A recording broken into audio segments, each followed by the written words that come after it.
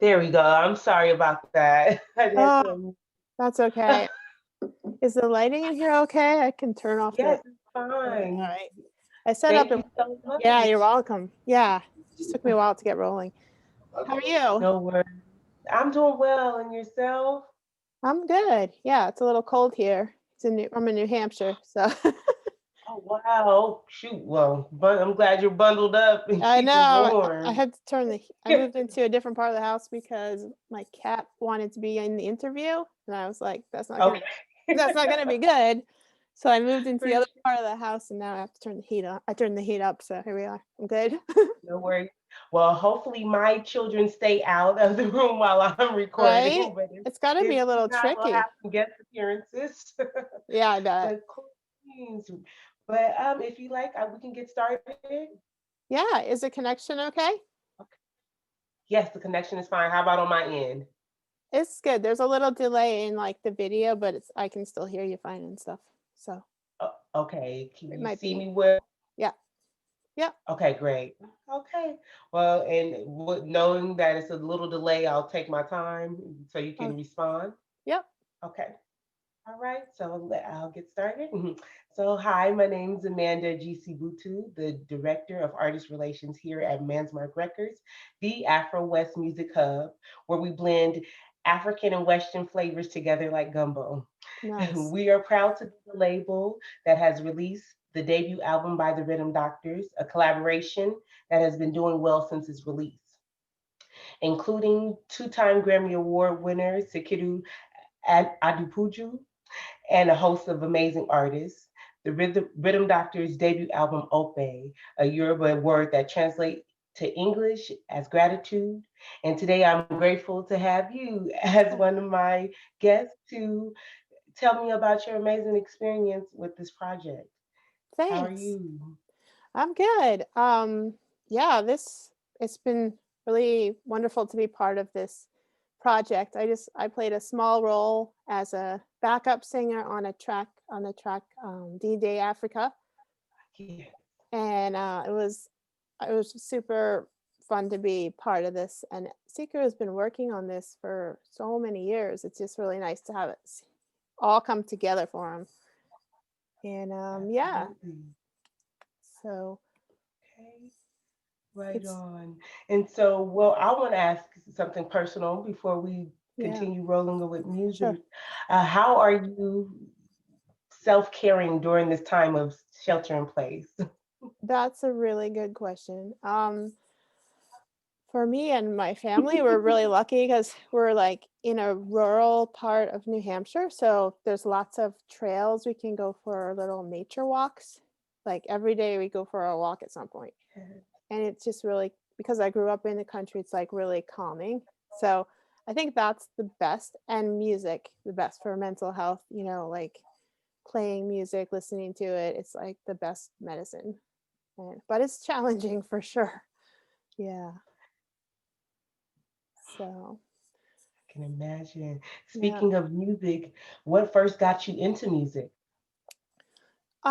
So I was interested in music from an early age. I guess like I'd always try to go play on the piano if I ever saw one in a room or a house. And so I started taking piano lessons when I was like 9. And around the same time my mom started to take conga lessons. And there was a guy teaching conga somewhere in Vermont. And then shortly after that, she started to study with Baba Tunde Olatunji. And that's when this connection with the drums really started, and with Sikiru and everything. So she would go to Baba's workshops at Omega Institute in Rhinebeck, New York, and Baba would go do like 1 week workshops every summer. And I was really young at the time, and I'd hear about it, and I'd hear about everybody, and I knew about Sikiru before I even met him. It's like he was already like part of my family who I hadn't met or something. And so anyway, I when I was old enough that she said, "Well, you're old enough now, you could come along." That I accompanied her to this 1 week workshop, and I met Sikru, and like, it just he just accepted me like a daughter or something. You know, it was like part of which was surprising to me because I never met him in person, but he already knew my mom so well. And so I guess you could say he kind of adopted us and vice versa, you know. Wow. And it's funny when he introduces us as his family because they look at us and they're like, "Really? You don't see the resemblance at all." But it's family of the heart, you know. And music is what brought us together.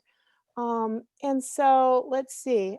It's very it's been since I was like, yeah, 9 that the African drummers have been like part of my world because pretty much because of my mom and her interest in that. And then she had a nonprofit and she would bring artists up to rural New Hampshire, like Sikiru and some Haitian drummers and have them perform in the local schools who had never seen anything like that. This is like before the internet, like Yeah. in like the 80s. I'm actually like probably older than I look, but anyway, um it was something that I kind of grew up with, and I love the drums. And so I just started to, you know how children pick stuff up. Hmm. So she'd try to teach me something and I would say I don't want to learn the drum, and then when she'd leave the room I'd go practice. And so Wow. little by little I started to learn a lot of. And then when I go to Baba's workshops, and then once Sikru became our official teacher there, like he took me and my mom on as like his understudies, and he had us start learning to play the junjun, which is the bass. I mean, you probably know junjun with the bass and the bell.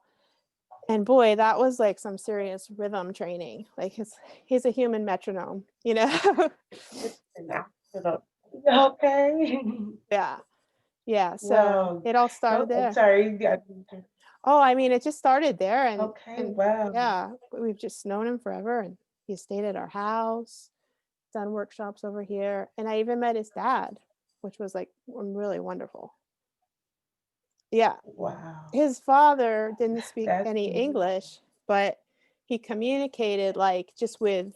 He actually was just speaking in Yoruba, and I don't speak Yoruba, so it was I would just like follow his hand gestures or something. But basically someone would translate and say, oh yeah, he wants some tea or something, you know. and then and then he was showing us to play. He continued the work because Sikru was away, so his father okay. took over with the bell training.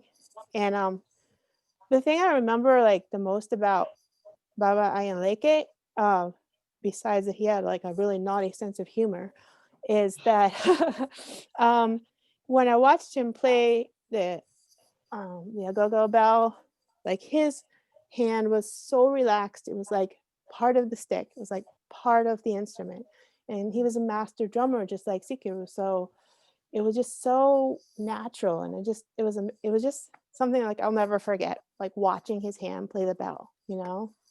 So What has been the greatest thing Secure has taught you personally? well, let's see. Well, one thing he taught me is never to reverse when you're meant to go forward when I was in a parking lot. And I won't forget that. Um, but I was still pretty new to driving. But secondly, I think one thing that's inspiring about Sikiru is, well, he doesn't give up. When things are hard, he doesn't give up. He keeps working at it, and he's patient with himself and with other people. And like it's just that's really amazing. Like I don't know very many people with mm, that kind of like work ethic and perseverance, you know. So that's one thing.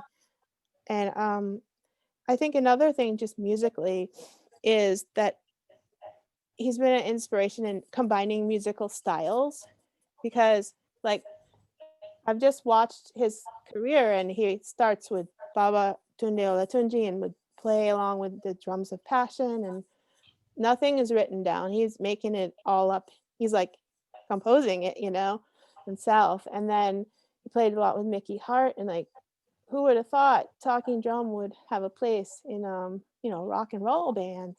but he was up there playing, and just seen him with so many different groups. And he just, music is music, and drums, bring, I think it's just like, it's a way of bringing cultures together. And I think in this world, even more so nowadays, we see it like, it's really important to have things that bring different people together, like who have differences, different cultures, different religion, race, interest. Like, we need more of the togetherness, and the drums seem to be a good vehicle for that. And so I guess those are three things. Yeah. Beautiful things. And speaking of which, your contribution to D-Day Africa, thank you, was well received because my children are singing along too. Oh, So yay. that experience, yes, indeed. How was that experience, just becoming a part of that process? It was really exciting. I was actually very nervous, to go to I went to a studio in New Hampshire, and I was like really nervous, like, oh boy, I better do a good job. And like, I'm going to be on Seeker's recording, because I'm always like listening to stuff he's done, and I'm like, oh my goodness, I hope I can do it. But it was really I don't know, it worked out. One thing that was funny is like um I didn't grow up with more than one language. I just grew up with English. So I can learn language, but I can't keep them separate. So when we recorded the take, I tried to do the whole song through, and I kept getting the Yoruba and the English mixed up. And so I said to the engineer, I don't know what's going on with my brain, but let's just do the English take first and then go back and do the Yoruba parts, because I can't keep them separate for some reason. I just thought like that was really interesting. Whereas people who grow up with more than one language, I just see them easily switching back and forth and don't get confused. It's really a real gift. So that was one thing with the language. And then just learning how you can record remotely and then send a track from New Hampshire all the way, on the internet, of course, like to California. And like, it was amazing to see how that works, because I was still thinking you had to like get in a plane and go somewhere to record with someone. And so that was sort of an introduction to that remote recording, which right now during the pandemic is what everybody's doing. Right. So what are you doing right now during this pandemic? How are you staying creative? Oh, thank you. I'm actually working. I'm trying to take Seeker's lead and not give up on a project that I started a few years ago, and Okay.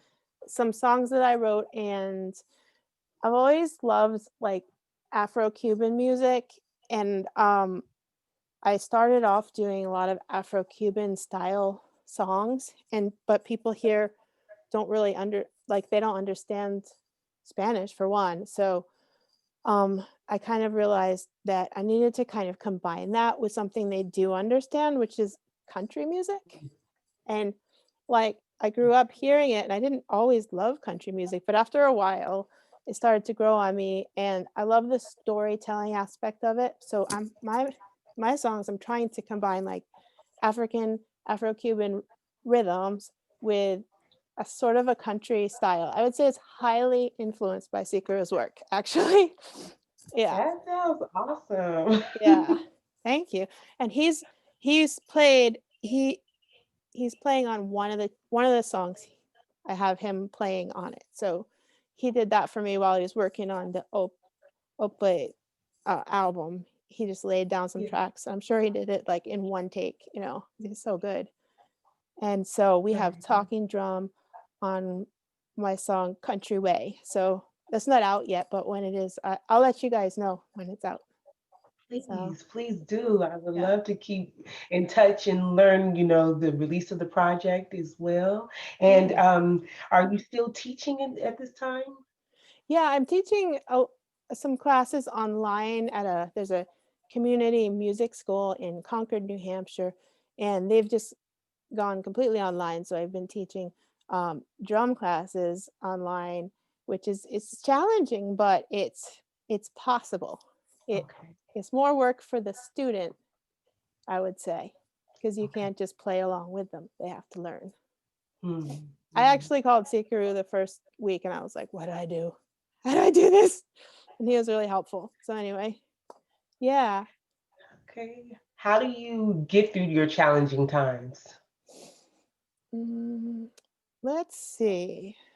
Music is definitely one of the things that helps me get through, low points and or get motivated. Like, I don't know, it just feels like it's sort of medicine, like for the soul, and whether it's playing Yeah. or listening or whatever, I'd say that's probably the biggest help. Um, and well, right now it's such a challenging time, of course, because we're all isolated a bit, and I live in an isolated part of the world anyway. So I found like it's so important to try to keep in touch with friends, email or text or video, because like it's kind of lonely. It's like a lonely world right now for a lot of people. Yeah. Yeah. I can agree there. And I am so glad for you joining me today and Thank taking up you. some of, your time that you are know you're busy with. So the last thing outside of the album, what's up next for you? um so I think I would like to write some more songs, kind of continuing in this theme of like country and African, and try to get like another 5 songs or something done, and then maybe put them out all together and have like kind of like be like, this is what I did. uh, Kind of like Oprah, it's like, look at all this work and then put it out as one thing. So I guess that's like a personal goal for me, and just to keep learning. It's like always a learning process with music. Keep learning drums and working on singing and stuff like that. That's about it. What could you what advice could you give someone that's just getting started In music, like in music? Yes. Sorry. well, I think one thing that I've learned is that the most important thing is really relationships. So finding people you can work with and working on communication skills of like someone emails if someone emails me or calls, it's like good to write back right away if you want to get that job, like, so trying to be a good communicator and find people that you like to work with, and and just like be proud of who you are, as a musician. Like, everybody is unique, and you don't have to be someone else. You have to be you, and I think that will help when you have to go represent yourself in the larger world, and when you meet other musicians, it's you're part of the game, and the world needs music, like, really badly. Desperately. Yes, I agree. Yeah. Yes, indeed. Well, thank you so much, Oh, you're Lindsay, for welcome. your time. I didn't want to keep you a long time. I let you know we're on two different time zones. Oh So, yeah, that's great. yeah. How would the guests find, well, excuse me, how will the viewers find you um, moving forward? Mhm. Oh, they can find me on Facebook. I have a Lindsey Schust music page, or they can find me on my website, Lindsey Schust Music, and maybe I should just can give you that link. It's one of those names that's hard to spell for people, which probably maybe you have had that experience too. Where it's like I always have to spell it, but Yes. right, not Amanda, but your last name. But At so GC Boots. yeah, And is the pronunciation of your name is Shusta? Is it it's Shusta? yeah, it's just, and it's also like Just Schust in okay. German, but this is how our family pronounced it, as just. Yeah, like you just down a Okay. mountain or something. So if I send you that link, Okay, you right just pop it in on. there. Yeah. Yeah. Well, Thank I look. you so much. I really Yeah. appreciate you. Stay warm and stay Yeah. well. Thanks. You too. You too. Yeah, okay, thank All right. you. And Nice to I'll meet send you you. a link and everything is done. Okay. I'll All let you know. right. Take Okay. Thank care. you. Right. Bye. Bye. Uh-oh. Where did it go?